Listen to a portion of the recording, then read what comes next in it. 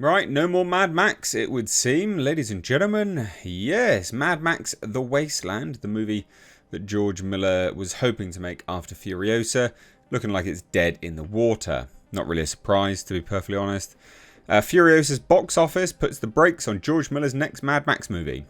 Again, this is not a surprise to anyone, is it? Let's be honest. Again, Furiosa as a movie, I enjoyed it. I had a good time with it. Decent film. It's as much a Dementis film as it is Furiosa. Chris Hemsworth puts in an absolutely stellar performance. So, and it also served really, really well to sort of expand the Wasteland, which would then, knowing that he was trying to do a Mad Max movie afterwards, I think it would have actually added more depth to Mad Max The Wasteland. But it bombed, and I understand why. There's many, many reasons as to why Furiosa and Mad Max Saga bombed. One, it's a female-led film.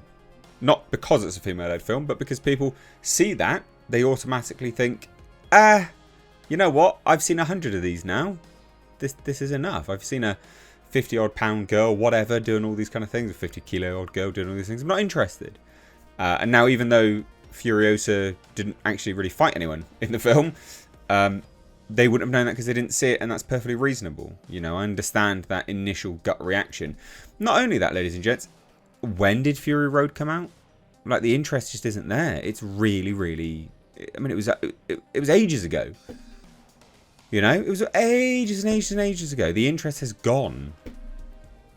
You know, if they'd released this 2 years after Fury Road, I think there would have been a significant portion of people that would have actually gone to watch this, even though it was a Furiosa film.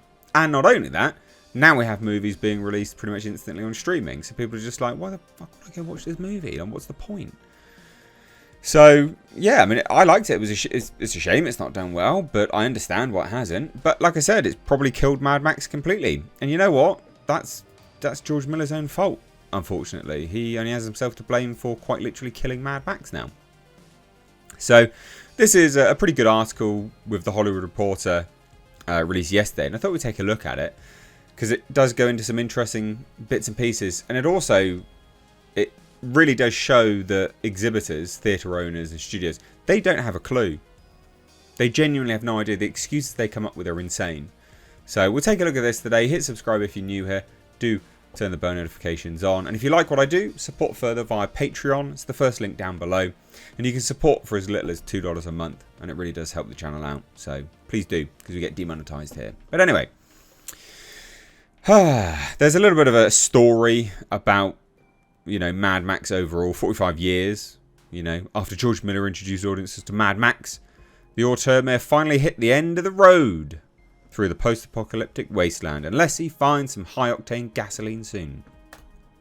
So, revered filmmakers Furiosa bowed to a disappointing 32 million domestic for the 4-day Memorial Weekend, 36.5 million overseas, which was like $59 million overall. Well, now $67 million overall.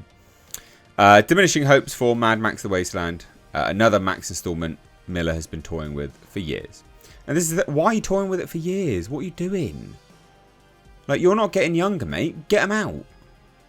So Miller and Nico Lathoris wrote the scripts for both The Wasteland and Furiosa as part of the development process for Mad Max Fury Road, the 2015 Warner Brothers film that became a surprise award season juggernaut, winning 6 Oscars, and which became an instant action classic. The Wasteland would follow Max Rokatansky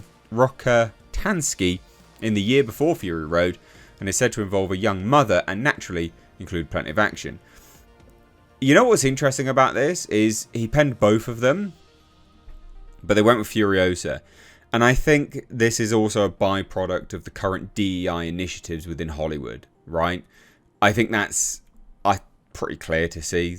You know, Warner Brothers would have said, what scripts have you got? Oh, you've got that one? No, we'll have the Furiosa one.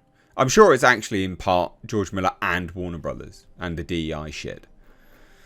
So in recent weeks, Miller has acknowledged much was hinging on Furiosa in the terms of, you know, seeing The Wasteland. It says this: I'll definitely wait to see how this Furiosa goes before we even think about it, Miller told journalists on May 16th, the morning after the dystopian action adventure played at the Cannes Film Festival to a 7-minute standing ovation. Sources agree that Wasteland's fate is complicated by Furiosa's box office, but stress it wasn't even in development. but we do know how this works. Don't gaslight us. For its part, Warner, where Miller is a beloved figure, even though we sued them, says it's incredibly proud of Furiosa. So, what is interesting about this is it has Fury Road's opening split 60% male to 40% female. But Furiosa absolutely tanked. Even women. Women are sick of all of this crap. 71% men went to watch Furiosa opening weekend. 29%, sorry, female. So stop giving women heroes that they don't even want to watch. What are you doing? It says this: a worrisome decline and a startling number for a feature marketed as a female-driven vehicle. So what does that tell you? And the 18 to 24 age group, who are the most frequent moviegoers, plummeted from 31% for Fury Road to 21% for Furiosa. Observers note that Fury Road aside, the male-fueled Mad Max series has always catered to a somewhat niche audience. This is true. The first 3 films starring Mel Gibson grossed less than $70 million combined domestically. IP like Mad Max and Ghostbusters is old, and they have the fans they're going to have, says one theatre chain executive. If studios can budget to that, they might make some decent money. That's true. But it says this: talk of Miller's next Mad Max film could resurface if Furiosa gets a major tune-up and enjoys a road trip down the box office highways. Fury Road did, thanks to strong multiplier, but many veteran box office pundits are doubtful whether such a recovery is possible, with one rival studio saying it could have a hard time getting past the 90 million domestic, which I agree with. It says this: Fury Road, which successfully rebooted the franchise by recasting Gibson with Tom Hardy and introducing Charlize Theron. And they're trying to say Charlize Theron should have come back. No, she's not a sell either.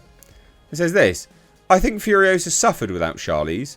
People who see that, yeah, young girls notoriously love Charlize Theron. What? These people are mad. They're insane. People who see the movie love it. The problem is getting them into theatres. She would have been able to do that. No, she wouldn't. This studio insider is an absolute retard.